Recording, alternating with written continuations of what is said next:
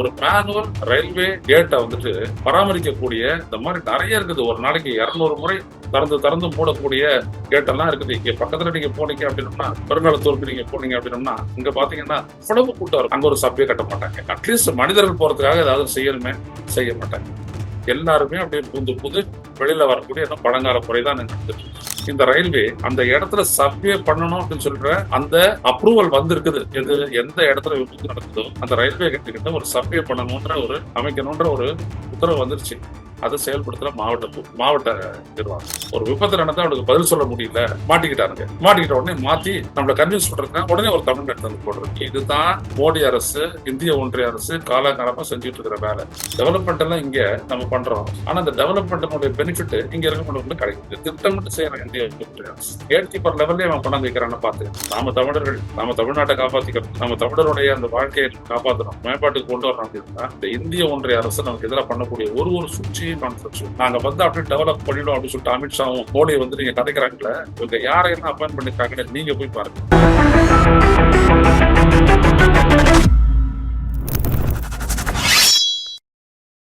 வணக்கம் தோழர்களே. ருச செய்தியின் வாயிலாக இன்று மீண்டும் உங்களை சந்திப்பதில் பெரும் மகிழ்ச்சி அடைகின்றேன். கடலூருக்கு அருகே அந்த ரயில்வே கேட்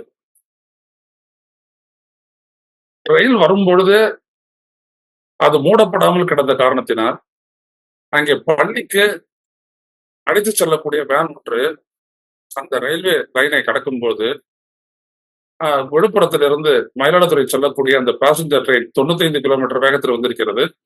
அது இடித்ததில் 3 சிறுவர்கள், பள்ளி குழந்தைகள் இறந்து போனதை நீங்கள் கேள்விப்பட்டிருப்பீர்கள்.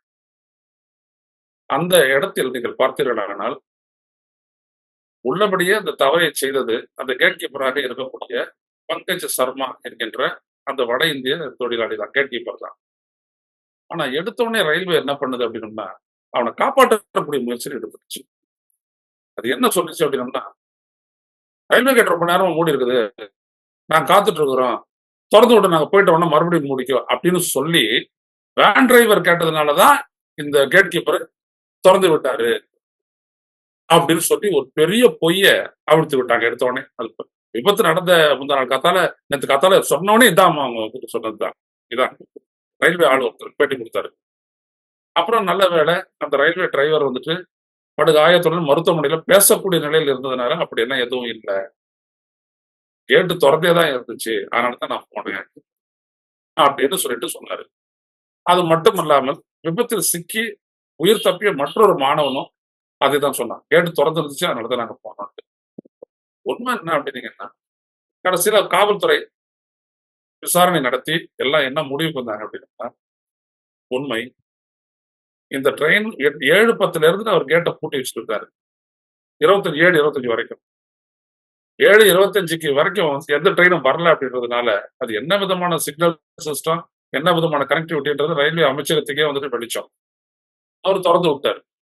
7:20 திறந்து விட்டார். இந்த விபத்து இந்த வேன் 7:40 கிராஸ் ஆகுது.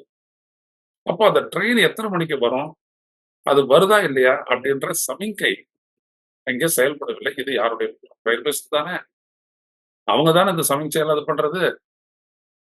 அந்த குற்றம் தான் இவ்வளவு பெரிய விபத்துக்கு உள்ளாகி, நல்ல வேலை இந்த வேன்ல 4 பிள்ளைகளும் ஒரு டிரைவர் மட்டுமே இருந்து அதுல 3 பிள்ளைங்க செத்து போயிட்டாங்க. டிரைவருக்கு அடி, 4வதா இருக்கிற மனிதன் வந்துட்டு மாணவன் தப்பிச்சிட்டான்.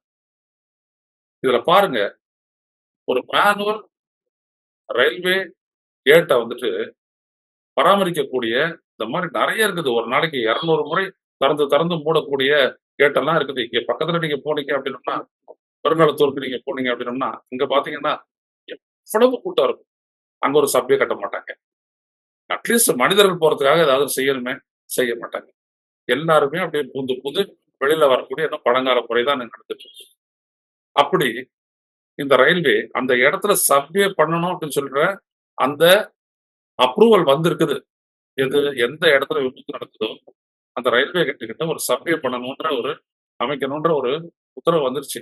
அதை செயல்படுத்துற மாவட்ட நிர்வாகம். அவர் வந்து சொல்றாரு, உடனடியே அதை கட்டி தந்துருவோம், கலெக்டர் வந்து அவருடைய சமாளிப்பு அவர்.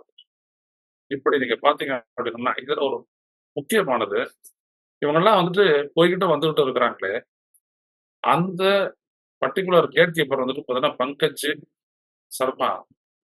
அவர் வந்து மத்திய பிரதேசத்தை சேர்ந்த ஆளு. ரயில்வே என்ன பண்றான் அப்படின்னா, எல்லா இடத்துலயும் வடக்கத்திய ஆக்ட் வந்து அப்ளை பண்றான். தமிழ்நாட்டை பொறுத்த வரைக்கும். வேற எந்த மாநிலத்திலும் இல்ல. கேரளால இப்படி ஒருத்தர் இருந்தான் அப்படின்னா, "எந்தா?" அப்படின்னு சொல்லிட்டு பலார்ன்னு 2 அறை விட்டு தொலைச்சிருவாங்க. முடியாது. நான் தமிழ்நாட்டை மட்டும் நான் சொல்றேன் திட்டமிட்டு இவர்கள் செய்கிறார்கள். உடனே என்ன ஆச்சு? இவன் இந்த மாரி தப்பு பண்ணிட்டான் அப்படின்னு தெரிஞ்சுட்ட உடனே அவன் ஒத்துக்கிட்டான். அவன் மேல 5 பிரிவுகள்ல வழக்கு போட்டு இன்னைக்கு உள்ள தள்ளிட்டாங்க. ரயில்வே போலீஸ் தான் விசாரிக்குது. உள்ள தள்ளிட்டாங்க. அந்த இடத்துல யார போட்டிருக்காங்க அப்படின்னா, ஒரு ஆனந்தராஜ் அப்படின்ற ஒரு தமிழர போட்டிருக்காங்க. அவரு இங்க திருத்தணியில வந்துட்டு கேட் கீப்பரா இருந்தவரு. அவரு இப்போ வந்துட்டு போட்டிருக்காங்க. ஏன் போட்டிருக்காங்க இப்போ? ஒரு விபத்து நடந்தா அவனுக்கு பதில் சொல்ல முடியல. மாட்டிக்கிட்டானுங்க. மாட்டிக்கிட்ட உடனே மாத்தி நம்மள கன்வின்ஸ் பண்றதுக்காக உடனே ஒரு தமிழ் எடுத்து வந்து போடுறது. இதுதான் மோடி அரசு, இந்திய ஒன்றிய அரசு காலாகாலமா செஞ்சுட்டு இருக்கிற வேலை. ஏதோ அது பிஜேபியில மட்டும் நடக்கல, அதுக்கு முன்னாடி இவங்க வந்துருவாங்கன்னா எல்லாத்தையும் சீரியஸா. திருச்சி பொன்மலையில அதுதான் நம்ம தொட வந்தோம். திருச்சி பொன்மலையில நீங்க பார்த்தீங்கன்னா, எம்ப்ளாய்மென்ட்க்கு எடுத்த சாதாரண தொழிலாளர்கள் எல்லாருமே ஒருத்தன் இல்லாத அனைத்து பேரும் அடைந்து அதை எதிர்த்து தமிழ் தேசிய பேர் இயக்கம் நடத்துற ஆர்ப்பாட்டத்தின் காரணமா அந்த அந்த எடுத்த எல்லா அந்த மொத்த ப்ராசஸையும் கைவிட்டாங்க. எல்லாத்தையும் கேன்சல் பண்ணாங்க. இங்க பார்த்தீங்கன்னா, இன்டெக்ரல் கோச் ஃபேக்டரில பார்த்தீங்கன்னா, 5000த்துக்கும் மேற்பட்டவர்கள் அங்க வந்துட்டு அப்ரண்டிஸ்ஷிப் ட்ரெய்னிங் முடிச்சுட்டு எம்ப்ளாய்மென்ட்க்காக காத்துட்டு இருக்கிறாங்க. ஆனா வட இந்தியர்களையா பார்த்து போடுறான். அங்க ஜிஎம்னு ஒரு வட இந்தியன போடுறான். அப்புறம் எல்லாரையுமே வந்துட்டு இந்த மாரி ஆட்கள எடுக்கிறான். அவங்க ஸ்ட்ரைக் பண்றாங்க. அந்த அப்ரண்டிஸ் பண்ணி எங்களுக்கு அந்த வாய்ப்பு குடுங்க அப்படின்னு சொல்லிட்டு. வேலை கிடைக்கல. இதே மாரி குளோத்திங் ஃபேக்டரி ஆவடி. வேலை கிடைக்கல. அதே மாரி பார்த்தீங்கன்னா, சிவிஆர்டி combat vehicle research development establishment சிவிஆர்டி. அங்கேயும் இதே மாரி தான். இங்க இருக்கக்கூடிய வங்கிகள் மறுபடியும் வட இந்தியர்கள். டெவலப்மென்ட் எல்லாம் இங்க நம்ம பண்றோம். ஆனா அந்த டெவலப்மென்ட்டினுடைய பெனிஃபிட் இங்க இருக்கவங்களுக்கு கிடைக்குது. இது திட்டமிட்டு செய்யற இந்திய ஒன்றிய அரசு. கேட் கீப்பர் லெவல்லயே அவன் கொண்டாந்து வைக்கிறான்னு பார்த்துங்க. சோ இதுதான் நான் சுட்டிக்காட்ட வந்த ஒரு விடயம். தவறு நடக்குது. எல்லா இடத்துலயும் நடக்குது. ரயில்வே போன்ற டிபார்ட்மெண்ட்ல பல விபத்துகளுக்கு காரணம் வந்துட்டு பார்த்தீங்கன்னா, இன்றைய நிலையில 2,00,000 பேருக்கு வேலைவாய்ப்பு இருக்கு. ஆனா வேலைக்கு எடுக்க மாட்டேங்குது. யாரு? மோடி அரசு. ஏன்னா அவர் வந்துட்டு என்ன சொன்னாரு? வருஷத்துக்கு 2,00,00,000 பேருக்கு வேலைன்னாரு இல்லையா? 2,00,00,000 பேருக்கு இல்ல. 2,00,000 பேர் மட்டும் வேலை இந்தியாவிலே பெரிய அது வந்துட்டு ராணுவத்திற்கு பிறகு பெரியது கூட ரயில்வேஸ் தான். அவ்வளவு பெரிய நெட்வொர்க் நமக்கு. உலகத்திலேயே 3வது, 4வது இடத்துல இருக்கக்கூடிய பெரிய நெட்வொர்க். ஆனா போதுமான ஆட்கள் இல்ல. அப்ப என்ன ஆகும்னு பாருங்க. Shortage of man power. அது பல இடங்கள்ல விபத்து கிடையாது. இப்ப பங்கஜ் சர்மான்ற ஒரு வட இந்தியனால தான் அந்த விபத்து ஏற்பட்டுச்சுன்னு நான் சொல்ல வரல. அவனையே இன்னும் நல்லா ஆழமா யோசிச்சாங்கன்னா, அவன் படுத்து தூங்குனான் அப்படின்றது அப்ப தெரியும். ஏன்னா ஒரு ட்ரெயின் வர்றது போறது கூட தெரியாது. இப்ப என்ன எந்த அடிப்படையில வந்துட்டு கேட்டா இது வந்துட்டு நான் இது வந்துட்டு இன்டர்லிங்க் பண்ணல அப்படின்றாங்க. ஏன் இன்டர்லிங்க் பண்றது யாரு தடுத்தது? பண்ணிருக்க வேண்டியதுதானே. இதற்கு முன்னாடி ஸ்டேஷனும் ஒரு ட்ரெயின் கிராஸ் ஆகுது அப்படின்னா, கிராஸ் ஆயிடுச்சு அப்படின்றது இந்த ஸ்டேஷனுக்கு தகவல் வந்து, அவன் உடனே வந்துட்டு இங்க சிக்னல போட்டு டிங், டிங், டிங், டிங், டிங், டிங்ன்னு மணி அடிக்க ஆரம்பிச்சுட்டான். குறைஞ்சது 5 மைல் தூரம். அதாவது 8 கிலோமீட்டர். அதுக்கு அப்பால இருக்கக்கூடிய இடத்துக்கு அந்த மணி அடிப்பான். அந்த மணி அடிக்க ஆரம்பிச்ச 1 நிமிஷம் அவ்வளவுதான். அதுக்குள்ள அந்த கேட் வந்துட்டு விழுந்துரும். மூடிடும். அதுக்கப்புறம் அந்த ட்ரெயின் போன உடனே தான் மறுபடியும் அந்த கேட்டு கிளியர் ஆகி அதுவும் கிளியர் ஆகணும். உடனே வந்துட்டு உடனே தொறந்து விட்டுறலாம் மாட்டாரு. ஏன்னா இன்னொரு எதிர் திசையில இன்னொரு ட்ரெயின் வரலாம். அதற்கான சமிக்கை வந்திருக்கலாம். சோ இப்படி வேலை செய்யக்கூடிய இடத்துல இந்த அளவுக்கு ஒரு லேப்ஸ் ஒரு குறைபாடு ஏற்பட்டுச்சு. இதுக்கு காரணம் ரயில்வே அமைச்சகத்தினுடைய மோசமான செயல்பாடும் அவங்களுடைய குறுக்கு புத்தியும் தான் என்பதை நாம் புரிந்து கொள்ளலாம். நாம தமிழர்கள் நாம தமிழ்நாட்டை காப்பாத்திக்கிறோம். நம்ம தமிழருடைய அந்த வாழ்க்கையை காப்பாற்றணும், மேம்பாட்டுக்கு கொண்டு வரணும் அப்படின்னா இந்த இந்திய ஒன்றிய அரசு நமக்கு எதிராக பண்ணக்கூடிய ஒரு சூழ்ச்சியையும் கான்செப்ட் நாங்க வந்து அப்படியே டெவலப் பண்ணிடும் அப்படின்னு சொல்லிட்டு அமித்ஷாவும் மோடியை வந்து நீங்க கதைக்கிறாங்கல்ல, இவங்க யாரையெல்லாம் அப்பாயின் பண்ணிருக்காங்கன்னு நீங்க போய் பாருங்க. இந்தி தெரிஞ்சவங்களை வச்சே பேச வைக்கிறது. இப்ப மராட்டியத்துல நல்லா உதைக்கிறாங்க. ஒருத்தன் நான் என்ன ஆனாலும் சரி உயிரே போனாலும் நான் ஹிந்தி மராத்திய பேச மாட்டேன் தான். உடனே அங்க இருக்கக்கூடிய சிவசேனாக்காரன் விட்டான் ஒரு அறை மராட்டியத்தில் பேச ஆரம்பிச்சாரு அவரு. அங்கதான் அடி உதவுற மாதிரி அண்ணன் தம்பி உதவ மாட்டான் அப்படின்ற மாதிரி. அங்க அண்ணன் தம்பி ஒன்னா சேர்ந்துட்டாங்க, மாமன் மச்சான் ஒன்னா சேர்ந்துட்டாங்க.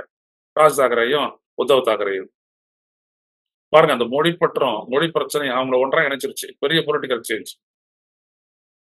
எனவே பாஜகக்காரன் சொல்றான் இல்லையா, ஹிந்தி வேணும் அங்க போயிடலாம், ஹிந்தி கட்டலாம். டேய், தமிழ்நாட்டுல வேலை ஏன்டா நீ கொடுக்கல? அது சொல்லு. நான் போயிட்டு வெளி மாநிலத்துல வேலை வாங்கல, கொடுக்கல, வாழ விடலாம், அதெல்லாம் வேற.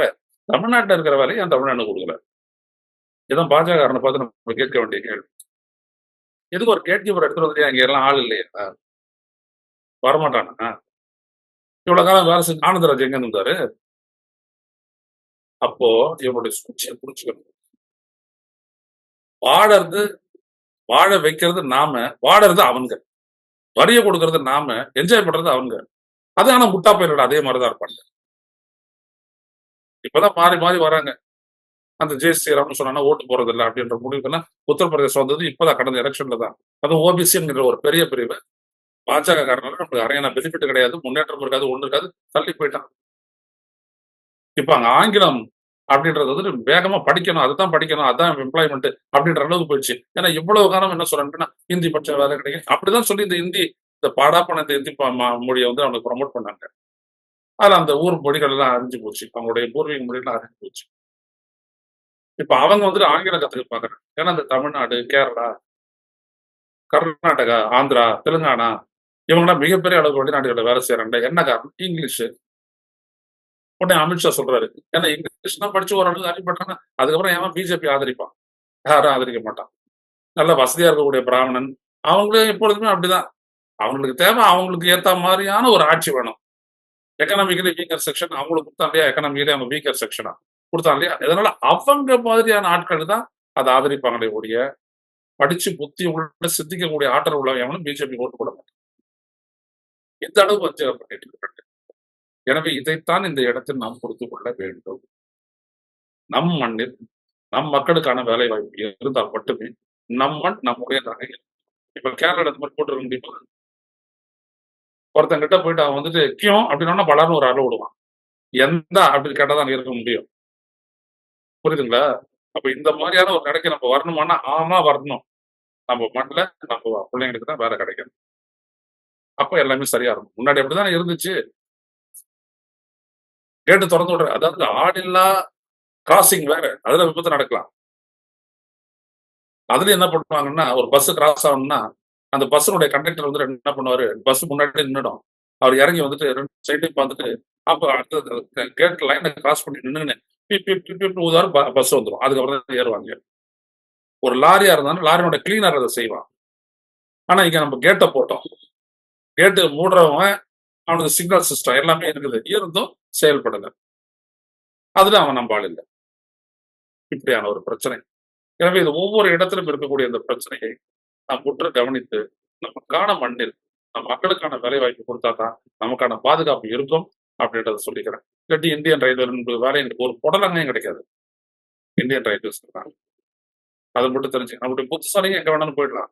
இஸ்ரோல இருக்கலாம், டிஆர்டிஓல இருக்கலாம், டிபார்ட்மெண்ட் ஆஃப் அட்டாமிக் எனர்ஜி இருக்கலாம், அதெல்லாம் வேற கதை. சாதாரண மக்கள் இருந்துட்டு கிளரிக்கல் மேனேஜரியல் போஸ்ட் வரைக்கும் எல்லா இடத்துலையும் தமிழ்நாட்டு வேலை தமிழ் கிடைக்கணும் அப்படின்றத இந்த அரசுகள் வலியுறுத்த வேணும். ஒருபோதும் நம்பாதீங்க பிஜேபியை நம்பாதீங்க. அது பிராமண ஜனதா பார்ட்டி.